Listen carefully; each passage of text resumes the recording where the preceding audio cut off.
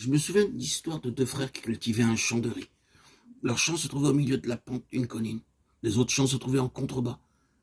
Pendant la journée, ils puisèrent de l'eau et la nuit, ils allèrent dormir. Une nuit, pendant qu'ils dormaient, les cultivateurs des parcelles qui étaient en contrebas firent une brèche dans le canal d'irrigation qui entourait le champ des deux frères, et les eaux s'écoulèrent dans leur champ. Le jour suivant, les frères s'aperçurent de ce qui s'était passé, mais ils ne dirent rien. Ils remplirent encore leur fosse, et de nouveau dans la nuit, des brèches furent faites pour faire écouler l'eau. Mais aucune parole de protestation ne fut prononcée par les deux frères lorsqu'ils découvrirent, le matin suivant, ce qui s'était encore passé. N'étaient-ils pas chrétiens? Un chrétien ne doit-il pas être patient? Ce même petit manège se répéta 7 fois, et pendant ces 7 jours, les deux frères gardèrent le silence. On aurait pu penser que des chrétiens qui avaient pu supporter ces choses jour après jour, sans dire un seul mot de reproche, devaient certainement être débordants de joie. Et cependant, cela est étrange à dire, ils n'étaient pas du tout heureux. Cela les troublait tellement qu'ils allèrent en parler à un frère qui était dans le service de Dieu. Après leur avoir exposé l'affaire, ils lui ont demandé comment se fait-il qu'après avoir supporté cette injustice toute une semaine, nous soyons si peu heureux. Ce frère avait une certaine expérience et il leur a répondu « Vous n'êtes pas heureux parce que vous n'avez pas fait tout ce qu'il fallait faire. Vous auriez dû en premier lieu arroser les champs de vos voisins et finir par le vôtre. Retournez à votre champ et faites l'essai, vous verrez alors que votre cœur sera satisfait et en repos. » Ils furent d'accord d'essayer et se levèrent pour partir.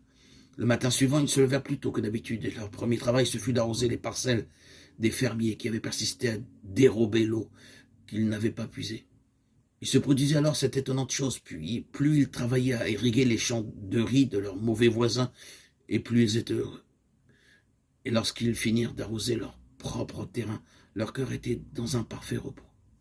Ce n'est qu'au bout de 2 ou 3 jours de ce même labeur que les voisins sont venus les trouver pour présenter des excuses en ajoutant « Si c'est cela le christianisme, alors nous voulons en entendre parler davantage. » Par cet épisode, nous voyons la différence qui existe entre le principe du bien et du mal et le principe de la vie. Ces deux frères ont été très patients, n'est-ce pas?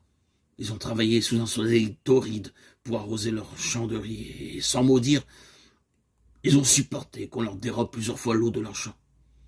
N'était-ce pas bien de leur part? Pourquoi alors leur cœur n'a pas été rempli de paix? Ils ont fait ce qui était juste, ils ont fait ce qui était bon, ils ont fait tout le bien que l'on pouvait attendre d'un homme. Mais Dieu n'était pas satisfait. Ils n'avaient pas de paix dans leur cœur parce que les exigences de la vie divine n'avaient pas été satisfaites. Quand ils se sont conformés aux standards de Dieu, la joie et la paix ont abondé dans leur cœur. Nous devons être attentifs aux sollicitations de la vie divine pour pouvoir satisfaire le cœur de Dieu. Dans cette même pensée, qu'est-ce donc que le sermon sur la montagne?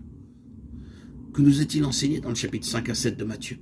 Nous ne pouvons être satisfaits que parce qu'il est en accord avec la vie que Dieu a déposée en nous.